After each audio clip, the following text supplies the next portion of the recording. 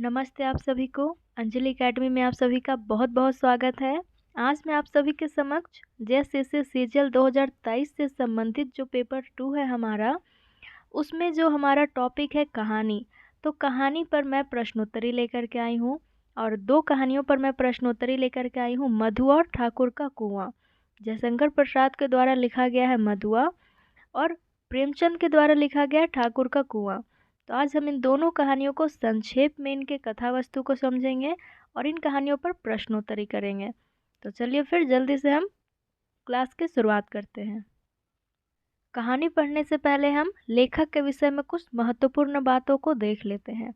जयशंकर प्रसाद, इनका जन्म हुआ है 1889 ईस्वी में और इनकी मृत्यु हुई है 1937 ईस्वी में।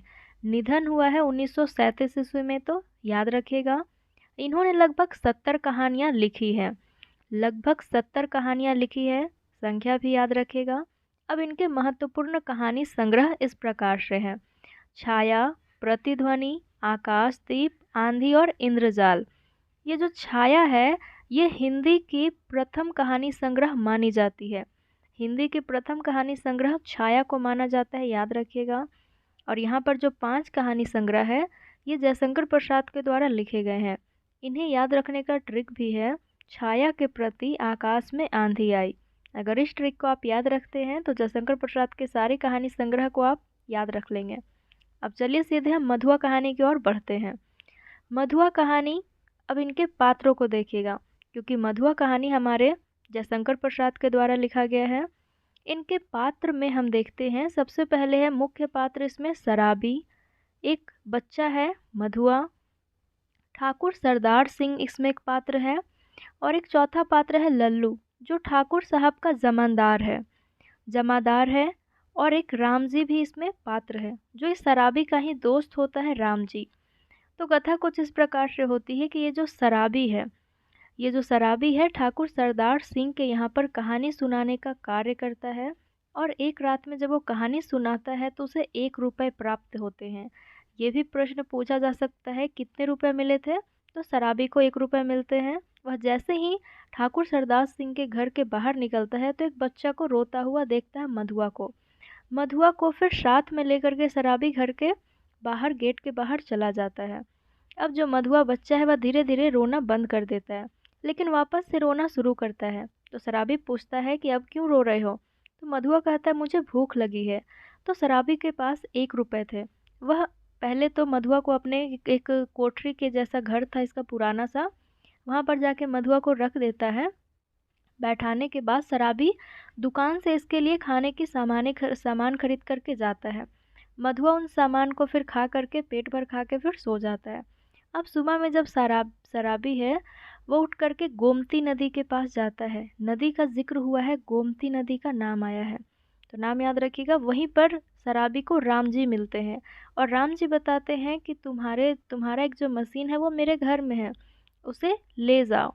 तो जो शराबी है वह मशीन को ले लेता है और सोचता है कि हाँ, अब मैं कुछ काम करूँगा तो ही फिर इस बच्चे का ख्याल रख सकता हूँ। इस प्रकार से शराबी जो है, जो सिर्फ हमेशा हर वक्त पीने के बारे में सोचते रहता है, मधुआ के आने से उसके जीवन में परिवर्तन हो जाता है और शराबी फिर मधुआ का ध्यान रखने के लिए आगे आता है। और मधुआ को भी एक समझिए पिता के बराबर एक शराबी जो है वो मिल जाता है। इस प्रकार से मधुआ भी शराबी के साथ रहना पसंद करता है। तो याद रखिएगा, गोमती नदी का जिक्र है और अंतिम में है कि दोनों रोजगार के लिए, काम के लिए फिर बाहर जाते हैं। और फिर जो मधुआ है वो कहता है कि मेरे पिता की तो मृत्यु हो गई है, मुझे ढूंढने वाला कोई नहीं है और अब मैं काम करूँगा। इस प्रकार से मधुआ जो है ठाकुर सरदार सिंह के यहाँ पर ना जा कर के फिर शराबी के साथ रहना पसंद करता है। और ये जो लल्लू है, लल्लू को भी याद रखिएगा, ठाकुर साहब का जमादार है और ये मधुआ को पीट रहा होता है। इसी कारण मधुआ शुरुआत में रो रहा था। तो गोमती नदी का जिक्र है, इसे भी याद रखेंगे। अब आते हैं इनके प्रश्नों पर। सबसे पहले प्रश्न देखिएगा, मधुआ किसके पास रो रहा था? हमारा पहला प्रश्न है, मधुआ किसके पास रो रहा था? ऑप्शन ए है ठाकुर सरदार सिंह के पास, लल्लू के पास, शराबी के पास, बी और सी दोनों। तो हमारा सही उत्तर हो जाएगा डी नंबर, बी और सी दोनों। ये जो लल्लू है, लल्लू के पास रो रहा होता है क्योंकि लल्लू मधुआ को पीट रहा होता है। मधुआ को भूख लगी होती है, लल्लू के पास जाता है खाना मांगने, लेकिन लल्लू उसे खाना ना दे करके पीट देता है।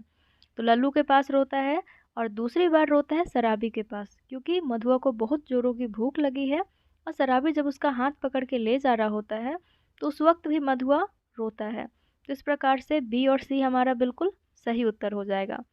अगला प्रश्न है, शराबी के पास मधुआ क्यों रोया? अब शराबी के पास रोया था तो क्यों रोया? तो शराबी तो उसे पीटा नहीं था, ऑप्शन ए गलत हो जाएगा।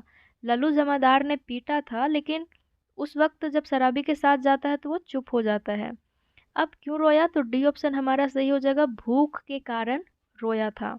भूख के कारण जो मधुआ है वो रोया था शराबी के पास। अब अगला प्रश्न है, कथन दिया गया है, पूछा कथन कहानी में कौन कहता है? तो कथन है कि शाहजादों के दुखड़े, रंग महल की अभागिन बेगमों के निष्फल प्रेम, करुण और पीड़ा से भरी हुई कहानियां ही आती है। तो ये कथन हमारे ऑप्शन बी सही हो जाएगा, ठाकुर सरदार सिंह का कथन होता है, क्योंकि कहानी सुनने का काम ठाकुर सरदार सिंह ही करता है। तो ऑप्शन बी हमारा सही होगा। अब अगला कथन है, अगला क्वेश्चन है, कथन दिया है फिर से, बालक के ऊपर दीनता और भूख ने एक साथ ही जैसे आक्रमण कर दिया। तो अब ये कथन किसका है? तो हमारा ऑप्शन सी सही हो जाएगा, कहानीकार का कथन है। यानी जयशंकर प्रसाद जब कहानी लिख रहे हैं तो ये उन्हीं का कथन है, किसी पात्र के द्वारा नहीं कहलवाया गया है, बल्कि कहानीकार खुद उसका जिक्र कर रहे हैं। अगला प्रश्न है, भाड़ में जा, किंतु वह आज तक दुखी की वह आज तक दुख की भट्टी में जलता ही तो रहा है, यह किसका कथन है? तो यह कथन है शराबी का। ये जो शराबी है वो मधुआ से ही कहता है कि ठीक है तुम भाड़ में जाओ, लेकिन फिर सोचता है कि नहीं, आज तक तो दुख की भट्टी में जलता ही रहा है, अब इसे मैं कहाँ भेज दूँ। तो इस प्रकार से ये कथन शराबी का है, कहता तो है लेकिन फिर वो कहीं भेजता नहीं है। अब अगला कथन है, गड्ढा भरना का अर्थ क्या है? गड्ढा भरना, तो जो शराबी है वो कहता है कि तुम्हारा गड्ढा भी तो भरना पड़ेगा। गड्ढा मतलब पेट भरना, तो पेट भरना हमारा सही हो जाएगा। गड्ढा भरना का सही अर्थ हो जाएगा पेट भरना। अगला प्रश्न है, राम जी ने शराबी को क्या दिया? राम जी जो शराबी का दोस्त के जैसा इसमें आया है वो क्या देता है? तो सान धराने वाली मशीन देता है। सान धराने वाली मशीन देता है, ऑप्शन बी हमारा सही हो जाएगा। और इसी सान धराने वाली मशीन से फिर शराबी अपना आगे का रोजगार करता है, तो ऑप्शन बी हमारा बिल्कुल सही होगा। अगला प्रश्न है, शराबी कौन सा कार्य करके जीविकोपार्जन करता था? कौन सा कार्य करके? तो हमारा ऑप्शन बी सही होगा, छुरी कैंची आदि में सान धराकर। छुरी कैंची आदि में सान धरा करके वह जीविकोपार्जन शुरू में करता था। जो भी घर में जब छुरी कैंची जो पुरानी हो जाती है उसको जो उसके धार को फिर से नया करने का काम होता है, वही सान धरने वाली मशीन का काम होता है। तो शराबी पहले यही कार्य करता था, बाद में फिर कुछ समय के लिए शराब में इतना ज़्यादा खो जाता है कि फिर वो कहानी सुना सुना के ठाकुर साहब से फिर पैसे प्राप्त करता था। लेकिन मुख्य रूप से जो उसका जीविकोपार्जन का कार्य था वो था छुरी कैंची आदि में सान धरा कर वो अपना जीविकोपार्जन करता था। तो ऑप्शन बी हमारा सही होगा। अगला प्रश्न है, इस कहानी का संदेश क्या है? यानी जो मधुआ कहानी है तो उसका संदेश क्या है? भीख मांगकर जीविकोपार्जन करना, ये तो बिल्कुल गलत है। कहानी सुनाकर जीविकोपार्जन करना, ये भी गलत है। कर्म करके जीविकोपार्जन करना, ये हमारा प्रश्न के अकॉर्डिंग बिल्कुल सही उत्तर हो जाएगा। यानी मधुआ कहानी में बताया गया है कि कर्म करके ही जीविकोपार्जन करना चाहिए, तो ऑप्शन सी हमारा बिल्कुल सही हो जाएगा। आगे प्रश्न है, कहानीकार ने किस सामाजिक रूढ़ि और विकृति पर कुठाराघात किया है? यानी किस सामाजिक रूढ़ि और विकृति को वो अपने कहानी का विषय बनाकर लिखते हैं? तो जयशंकर प्रसाद जो कहानी लिख रहे हैं इस कहानी में बाल श्रम भी दिखाया गया है, नशा पान भी दिखाया गया है, सामाजिक विकृतियां भी दिखाई गई है, जो समाज में बुराइयां व्याप्त है वो। तो हमारा ऑप्शन डी सही हो जाएगा, इन सब पर। रूढ़ि और विकृति पर कुठाराघात किया है, तो इन सभी समस्याओं को इस कहानी में दिखाया गया है। अब हम आगे चलते हैं प्रेमचंद पे। प्रेमचंद पे आगे चलते हैं और प्रेमचंद के फिर हम लोग ठाकुर का कुआं कहानी को भी पढ़ेंगे। प्रेमचंद, प्रेमचंद का जन्म 1880 ईस्वी में हुआ है और निधन इनका 1936 ईस्वी में हुआ है। इनका प्रथम कहानी संग्रह है सोजे वतन, और सोजे वतन की भाषा उर्दू होती है। सोजे वतन सबसे पहले ज़माना पत्रिका में संपादित होता है और उसके बाद इसे अंग्रेज़ों के द्वारा जब्त कर लिया जाता है और सोजे वतन के 700 प्रतियों को आग लगा दिया जाता है। तो याद रखिएगा, सोजे वतन इनकी उर्दू भाषा में लिखित पहली कहानी संग्रह है। अब प्रेमचंद नाम से अब ये प्रेमचंद नाम से अपनी पहली हिंदी कहानी लिखते हैं, सौत कहानी। तो सौत कहानी पहले लिखते हैं, याद रखिएगा। और शुरुआत में प्रेमचंद नाम से लेखनी नहीं करते थे, बल्कि ये नवाब राय के नाम से लिखा करते थे। नवाब राय के नाम से लिखते थे उर्दू भाषा में। तो सोजे वतन जब जब्त हो जाता है और इन पर सैडिसन का आरोप लगा दिया जाता है, सैडिसन यानी देशद्रोह का आरोप लगा दिया जाता है। सोजे वतन में कुल 5 कहानियाँ संकलित थी, वो भी देश प्रेम से संबंधित, इसीलिए सैडिसन का आरोप लगाकर इसे जब्त किया जाता है। फिर प्रेमचंद परेशान हो जाते हैं कि अब किस नाम से रचना लिखें। तो इनके एक मित्र आते हैं, दया नारायण निगम, वो उन्हें सलाह देते हैं कि आप प्रेमचंद के नाम से लिखिए। उसके बाद से फिर ये प्रेमचंद नाम से लिखना स्टार्ट करते हैं और हिंदी भाषा में फिर अपनी लेखनी करते हैं। तो इतना याद रखिएगा कि प्रेमचंद नाम से प्रथम हिंदी कहानी इनकी सौत कहानी है, इनकी सौत कहानी है। और हम सभी को पता है कि इनकी जो कहानियों का विषय होता था वो निम्न वर्ग के लोग ही होते थे। गांव के अक्सर गांव की ही कहानियाँ ये उठा करके समस्याओं को लिखते हैं प्रेमचंद। अब अगला महत्वपूर्ण पॉइंट है कि प्रेमचंद का कथा साहित्य आदर्शोन्मुखी यथार्थवादी कहलाता है। आदर्शोन्मुखी यथार्थवादी कहलाता है, यानी प्रेमचंद की कहानियों में हम आदर्शवाद भी देखते हैं और यथार्थवाद भी देखते हैं, सच्चाई भी देखते हैं। कहा गया है कि इन्होंने लगभग 300 से अधिक कहानियाँ लिखी हैं, जो अब मानसरोवर के 8 खंडों में प्रकाशित हुई है। तो ये भी चीज़ याद रखिएगा। अब चलते हैं सीधा हम लोग कहानी पे। कहानी है इनका ठाकुर का कुआं। तो ठाकुर का कुआं कहानी में हम लोग सबसे पहले पात्रों को देखते हैं। पात्र है जोखू। जोखू बीमार पड़ा हुआ है और इसे बहुत जोरों की प्यास लगी हुई है। और गंगी, गंगी इसकी पत्नी है। अब इसी कहानी में हम देखेंगे 2 स्त्रियां भी पात्र के रूप में आए हैं और एक ठाकुर भी इसमें पात्र में आया हुआ है। और गांव में कुल 3 कुओं का जिक्र हुआ है। पहला कुआं तो गंगी का कुआं था, जहाँ से वो अपनी दूर, बहुत गांव में ही दूर में कुआं था जहाँ से गंगी पानी भरती थी। दूसरा कुआं है ठाकुर का कुआं और तीसरा कुआं इसमें साहू का कुआं। तो कहानी कुछ इस प्रकार से होती है कि जोखू बीमार पड़ा हुआ है, उसे बहुत जोरों की प्यास लगी है। गंगी उसकी पत्नी है। लोटे में जब पानी देने जाती है तो जोखू कहता है इसमें बहुत बदबू आ रही है। गंगी कहती है कल तो पानी भरी थी तो सही था, आज इतना बदबू कैसे। तो फिर बोलती है ज़रूर कुएं में कोई जानवर गिर के मर गया होगा, इसलिए यह पानी इतना गंध दे रहा है। तो गंगी उसे पानी नहीं पीने देती है, कहती है कि आप रुक जाइए, मैं अच्छा पानी लेकर के आती हूँ। तो जोखू कहता है कि हम नीची जाति के लोग हैं, हमें ठाकुर के कुएं से पानी भरने का अधिकार नहीं है, तो वहाँ मत जाओ। लेकिन गंगी साहस करके चली जाती है कुएं पर। रात का समय होता है, छुपते छुपाते जाती है, लेकिन देखती है 2 स्त्रियां आ रही हैं। फिर गंगी जाकर के पेड़ के पीछे नीचे छुप जाती है। 2 स्त्रियां आती है, पानी भर के चली जाती है।